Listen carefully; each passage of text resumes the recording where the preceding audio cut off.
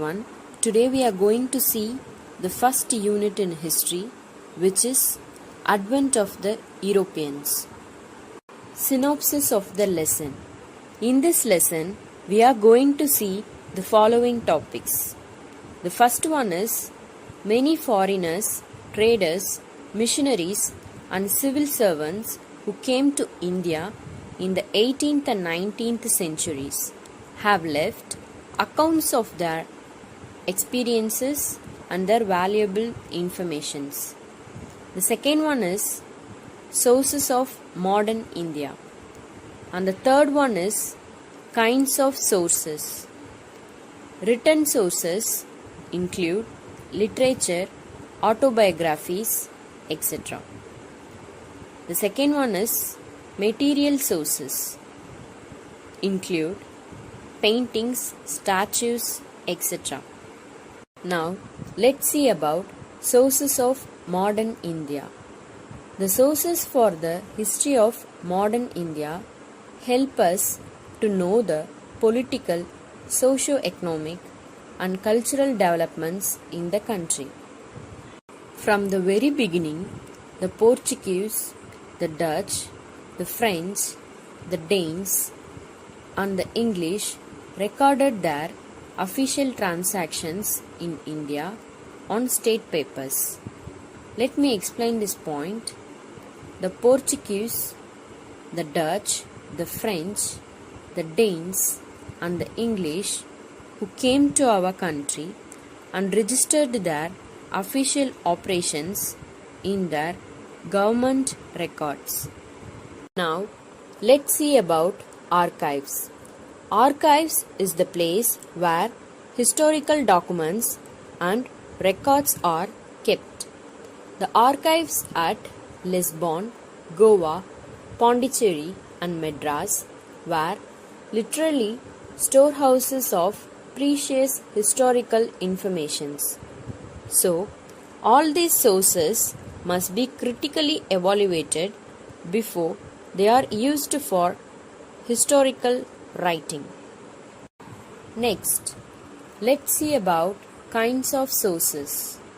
After the fall of Mughal rule in India and the arrival of the Europeans were considered as the beginning of modern India.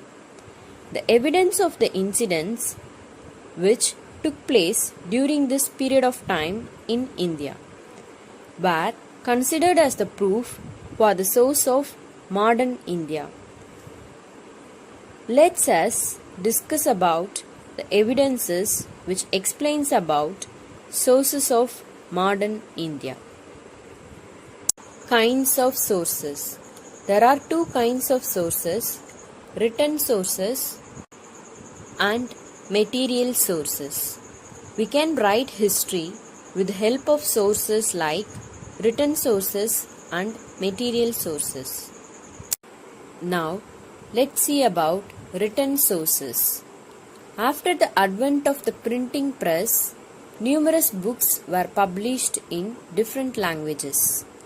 Hence, people began to acquire knowledge easily in the fields like art, literature, history and science.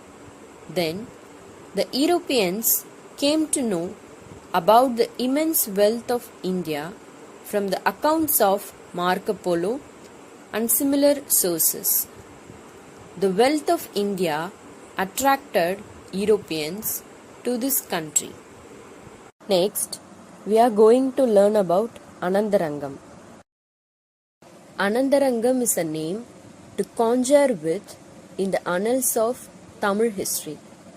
He was a Dabash, which means translator, in Pondicherry to assist French trade in India.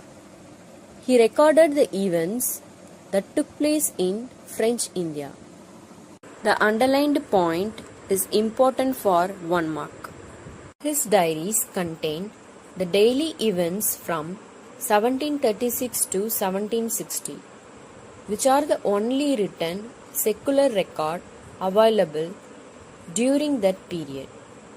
His diaries reveal his profound capacity for political judgment and is the most valuable source of history. Written sources include literature. What is meant by literature? Literature or written works, especially those considered of superior. Next, diary. We are familiar with this. Diary is a book in which one keeps a daily record of events and experiences. Autobiography. An autobiography is a self-written account of the life of oneself. In other words, it is an account of a person's life written by that person. Next, we have pamphlet. Pamphlet is a small booklet. Government document. Government documents are information resources produced by local, state and federal government. Manuscript. Manuscript is a handwritten books or documents. Archives. We have already learned what is meant by archives. Archives is the place where historical documents and records are kept. In other words, archives is the place where historical documents are preserved. The National Archives of India (NAI) is located in New Delhi. Archives is the chief storehouse of the records of the Government of India.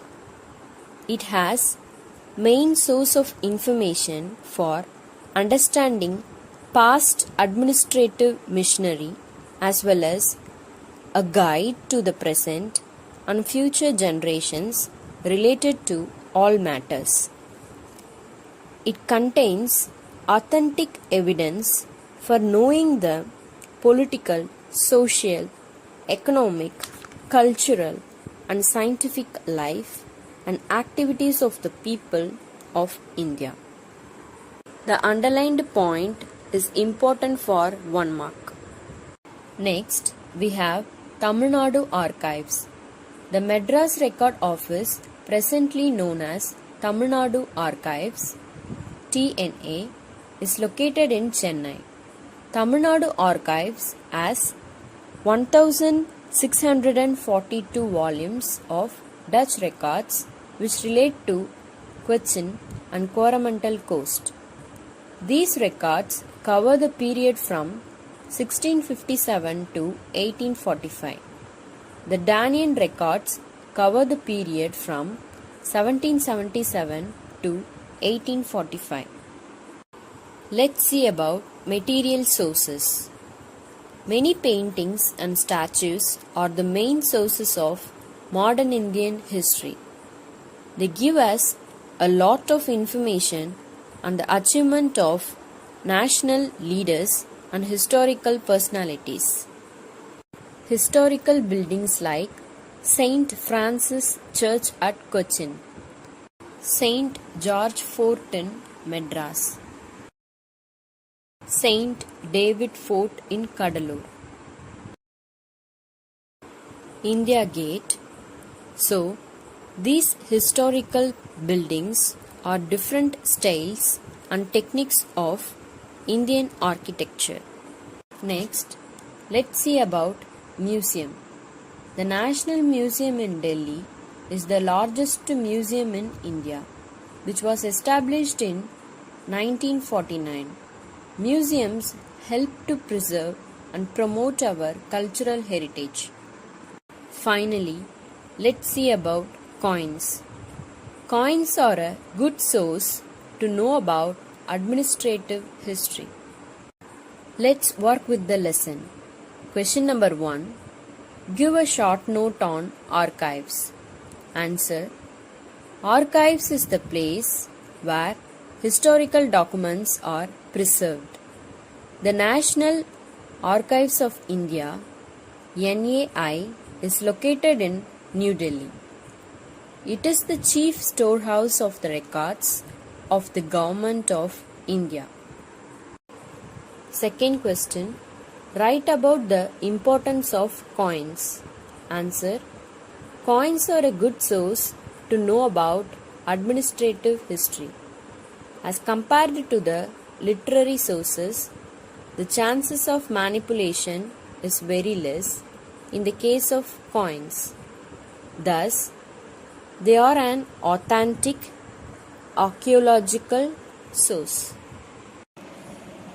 I have enclosed the classwork instructions in the PDF. Kindly refer it. So now, we have reached the end of this session. Thank you.